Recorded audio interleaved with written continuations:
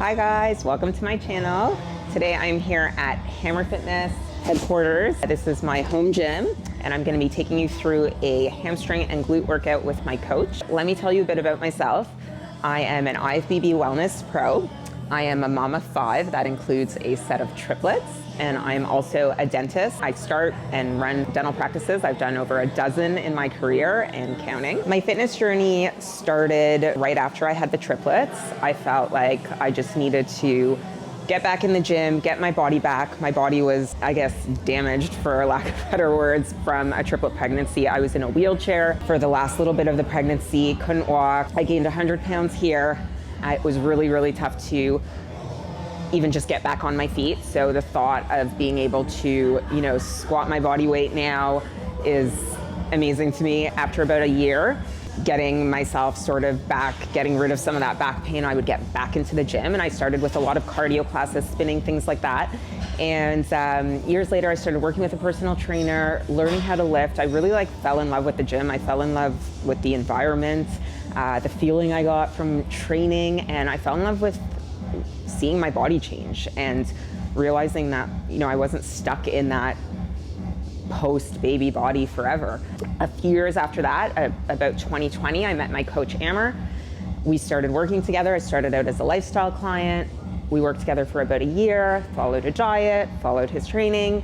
And after about a year, we had a discussion about competing. I started a prep, then I dropped out of prep, and had a long conversation with him about how I just couldn't do it. I couldn't see myself, being a competitor. I wasn't sure if it was for me, and he was totally understanding. But I kept following the plan, kept training, kept eating the foods he was telling me to eat. Little did I know he was actually cutting me down, and one day I sent him some check-in pictures. I wasn't even on social media at the time, and a friend screenshots the post and sends it to me, and it says, "This is my wellness client. She is 6 weeks out of King Kong." So I didn't even know I was in prep, and I was 6 weeks out of a show. My husband ordered my suit. It was the craziest thing, and before I knew it, I was on stage at King Kong. I ended up winning every category and the overall, and then about 8 months later, I turned pro as a natural wellness athlete. So I hope you guys enjoy this video, and I hope you keep watching, because I'm going to share a lot of my journey on here and bring you guys with me sort of and show you what it's like to, be a mom of 5, have a crazy packed schedule with work and family, and still get my workouts in and still get my diet in and do a sport like bodybuilding, which is definitely almost a full-time job in itself. So I hope you enjoy. Okay, so I'm doing a ponytail today. If you follow my Instagram, you know that I am a big fan of the crazy pineapple, but yesterday was an off day from training, so I just did cardio in the morning, and then I washed my hair. And when you're on prep, if you wash your hair and actually have time in your day and blow dry it, it just feels amazing. But then today's back to training and cardio, so I'm gonna be in a pineapple tomorrow. Too much? No, it's good. Good. Come into extension a bit more.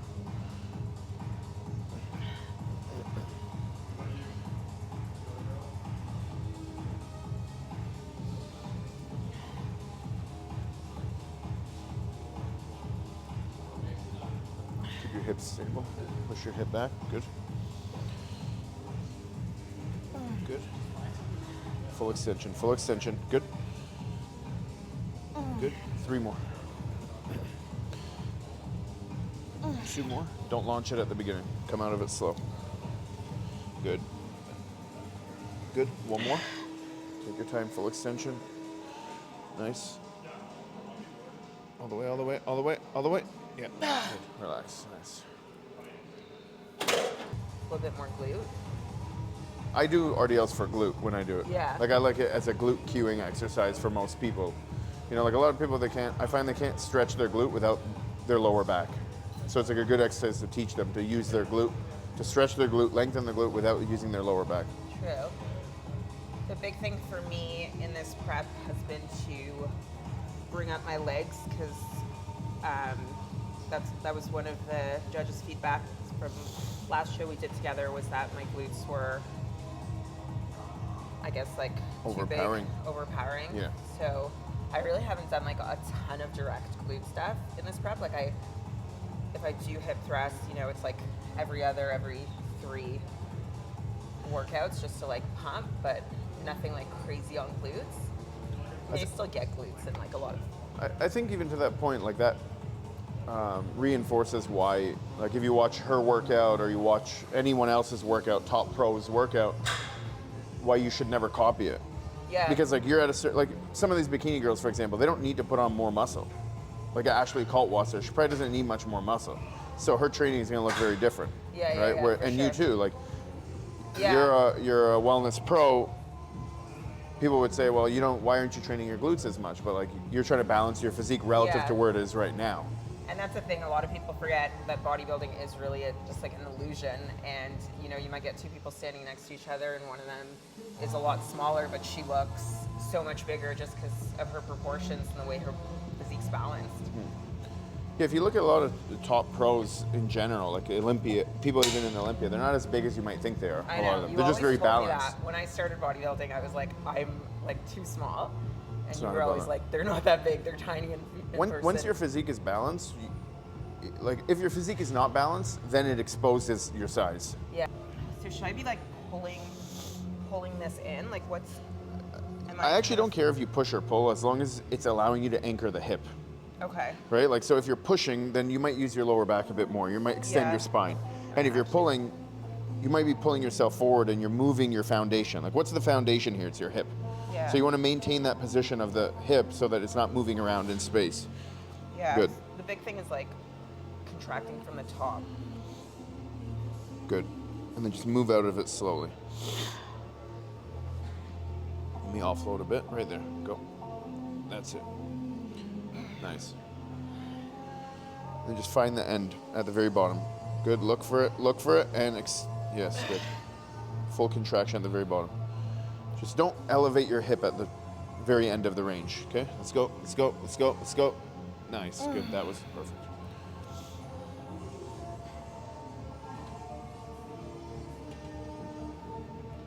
Good. Let's get 3 more.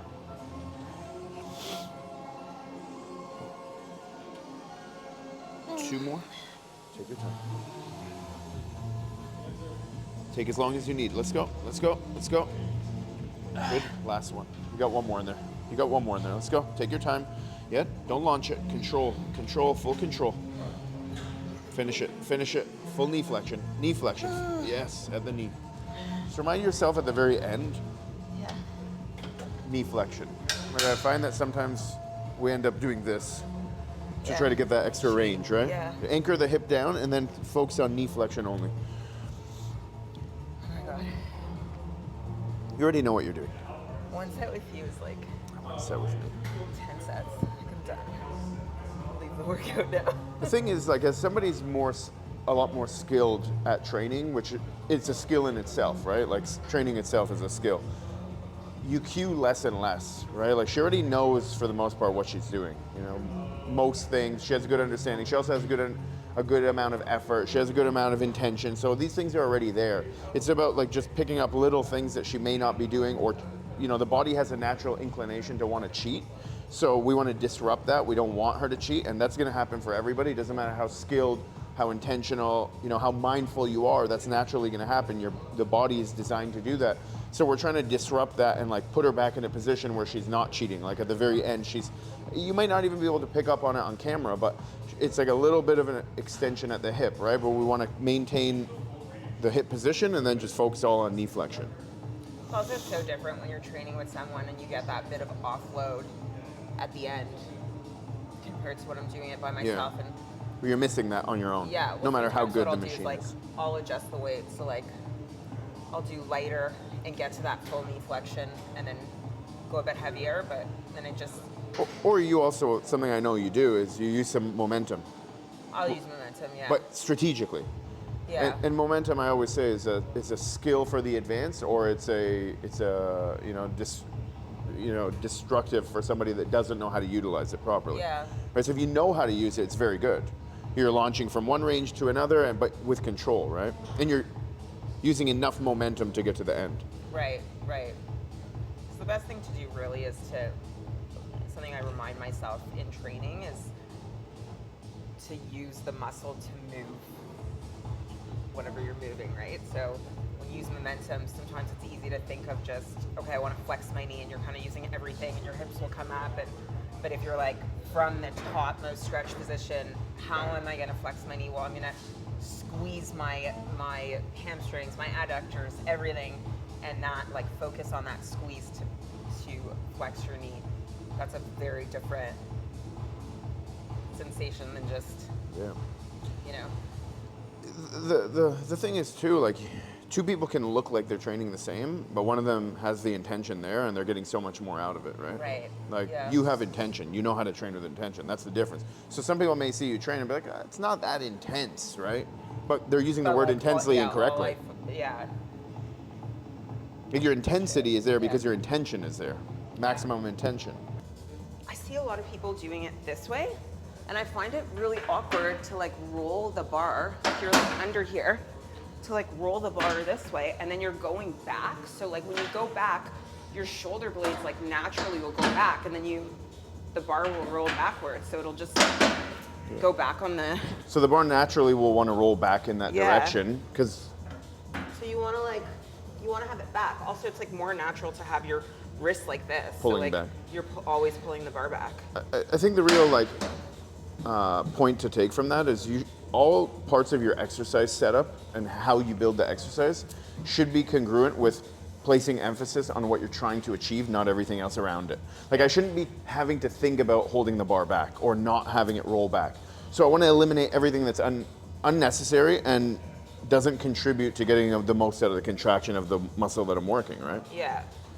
Yeah, and the most important thing that I found just through like years of training is that you got to do what feels good to your body, and like the goal of the exercise. So this one is, we're trying to get kind of this part. Max stretch of your glute. Yeah, max stretch, glute, hamstring, kind of like tie-in area. You get the same depth every time. Good. Make every rep look the same. Drop that knee forward a bit more if you can. A bit more. Good. Nice. Fuck, I'm done. Let's go. I'll help you through the bottom. Let's go.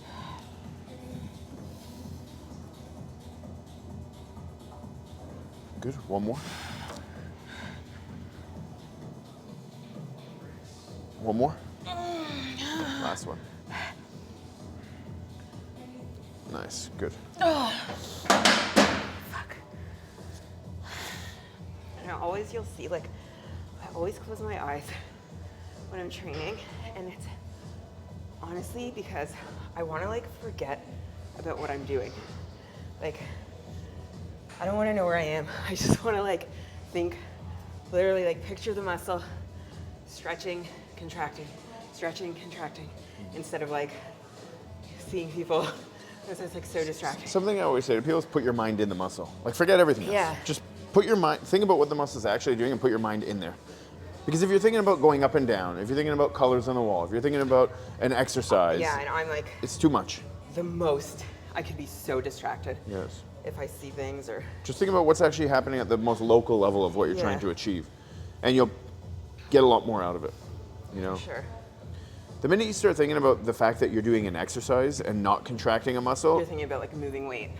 you're just, moving. You're just doing motions and movements. Yeah, so I just like, something you guys should try is just like closing your eyes and just thinking of the muscle. And almost what I used to do is, I used to actually like look at images of that muscle. I had this app, this anatomy app. It's good. I don't subscribe to it anymore because $40. I couldn't memorize it all anyway. But anyways, it showed how the muscle would move. So I always think of like the animation of the glute, just like the fibers spreading apart and then like trying to bring them together. Just like have that in my head. It's a good thing to do, like have a visual in your mind of how the muscle works and how it moves the bone. Yeah. And you realize how simple it actually is, right? Instead of, the fact that you're standing here doing a split squat. Yeah, because even like for a split squat, like a lot of times, you think of like just going back, but really you should also think of like popping this glute out, because that's how you're gonna like open up the glute. Abductions, yeah. Yeah.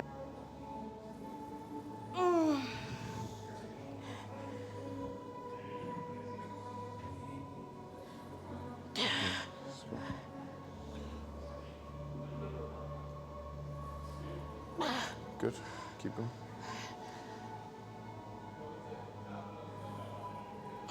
3 more.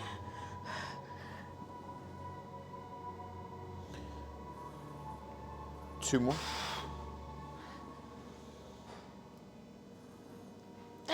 One more. Let's go. Get hip flexion. Let's go. You got it. Don't spend too much time up there. Go again. Good. Again. There's one more in there. Let's go. Put everything into it. Watch your foot. Don't let your foot move around too much. Good. Up, up, up. Nice. Relax. Good. I don't believe in like a high intensity.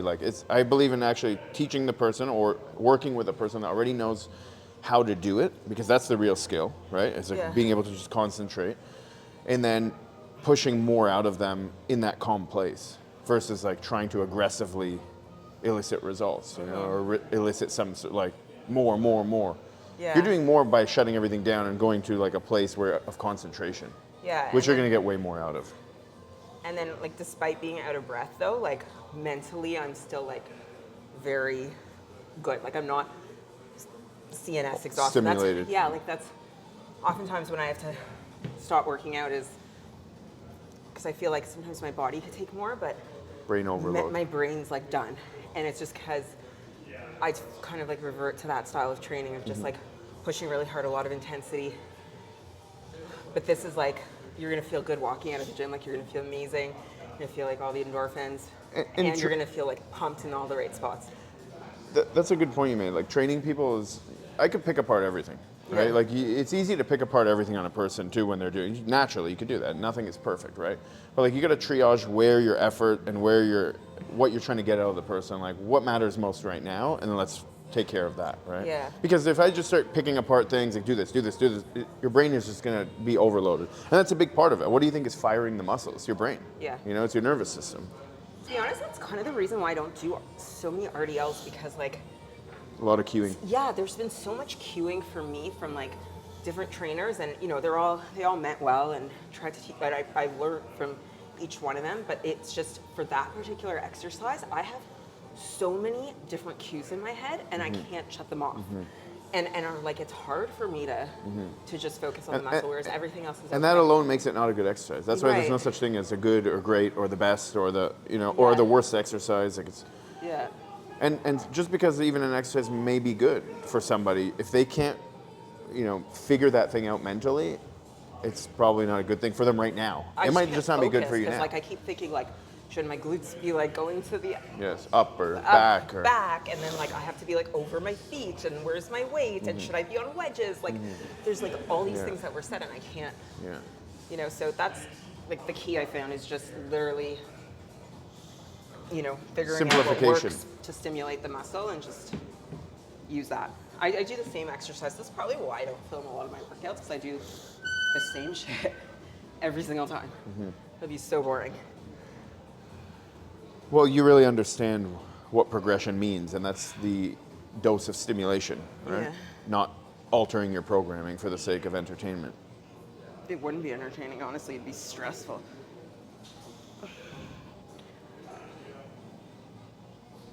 Good. Last set. Put everything into it. I think one of the biggest things too is like thinking, and I know she does this, we've spoken about it, is like think about what you're trying to get out of it. And if you're stepping on a stage or you're doing a photo shoot or you want to look a certain way, it's like, what do I want to look like? And have that in your mind as you're doing it. That will elicit a little bit more at the end, especially when you're fatigued and you want to give up.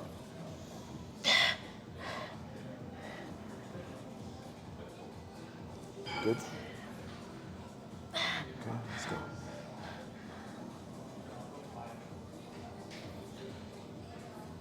Good. Let's go. One rep at a time. Let's go. Put everything into each rep. Make the bar feel heavy. Imagine you have 1,000 pounds on the bar. Let's go. That's how I want you to move. Good. With full intention, full contraction. Let's go. Don't move fast. Move as if it's very heavy. Good. 2 more. Okay. Exhaust yourself in these 2. Put everything in it so you have nothing left. Let's go. Up, up, up. Good. 1 more.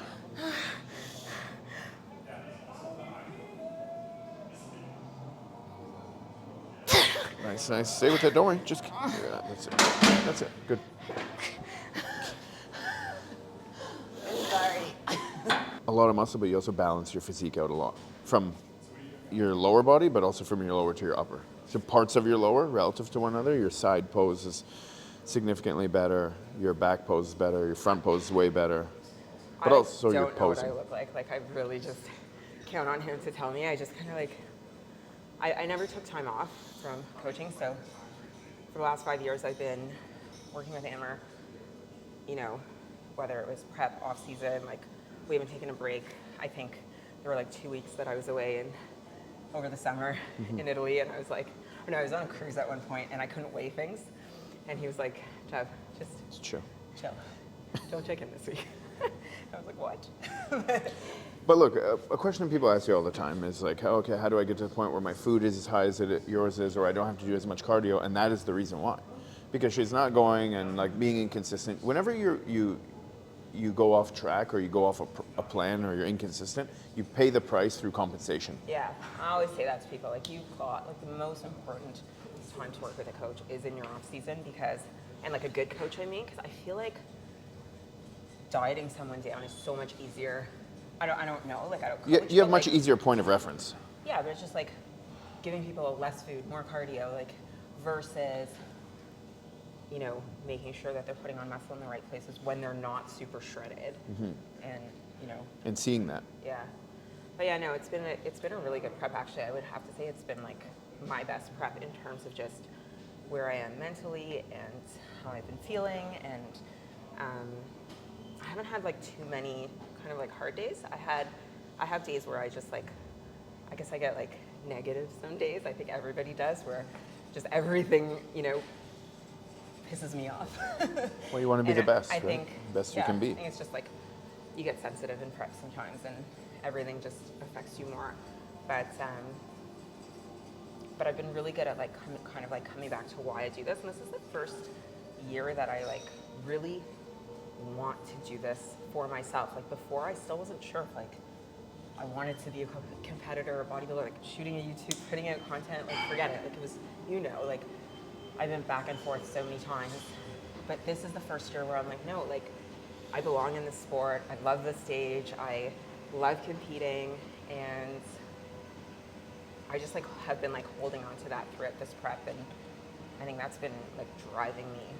Number one thing to do anything, right? But especially this, if like you gotta love it. If you don't love it, don't do it. If you don't love it, you're never gonna be good at it, because you're not gonna take those extra reps. You're gonna eat a little extra calories. Yeah, and you're gonna let those like emotions of prep affect you. Like, if you don't love it and you don't have a strong why, that has nothing to do with winning a show, because your why cannot be winning a show. That's like, that's an outcome. That's an outcome, and it's like the icing on the cake. Yeah. That, you know, your why should be so many other things. But wanting to win a show so badly doesn't get you to win the show. Yeah, exactly. Right? Loving the training, the sport. Your want should be like wanting to train and wanting to diet and wanting to like take your physique to that next level. And I think people skip that part of the process of loving training. They forget what the sport is to get on the stage. Yeah.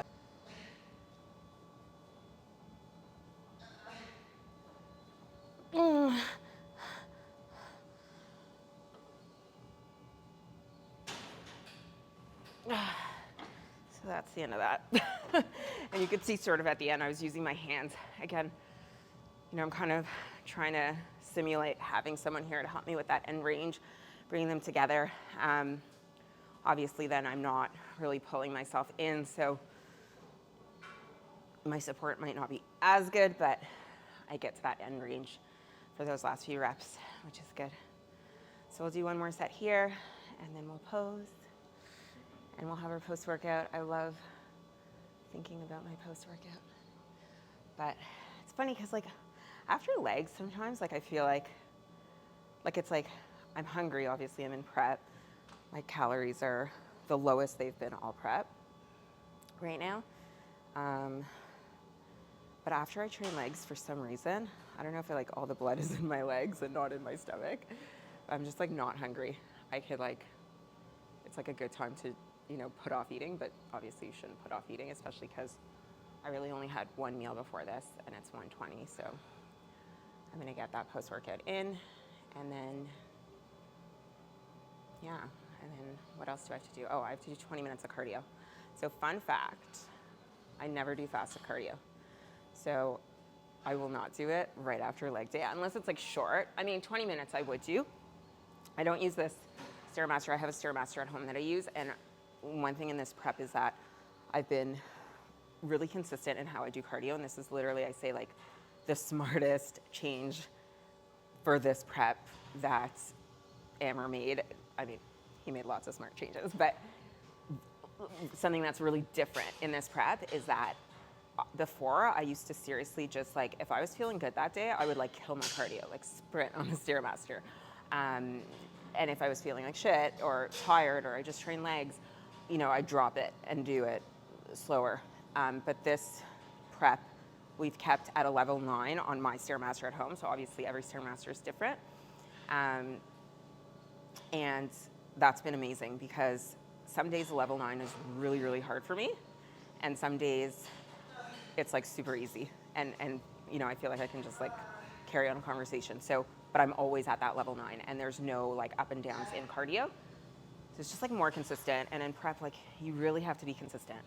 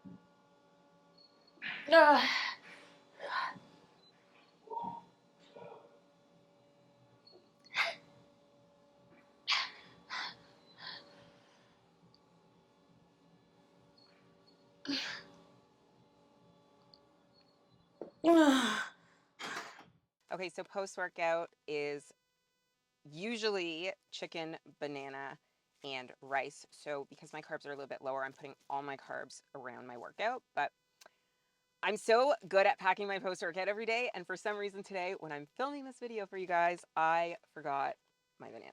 So it's okay, I'll tack it on to the next meal. But I have chicken from Prep Shop and rice also from Prep Shop. Just easier and consistent. And I've taken all the seasoning actually off my food at this point. I'm like just under 5 weeks out.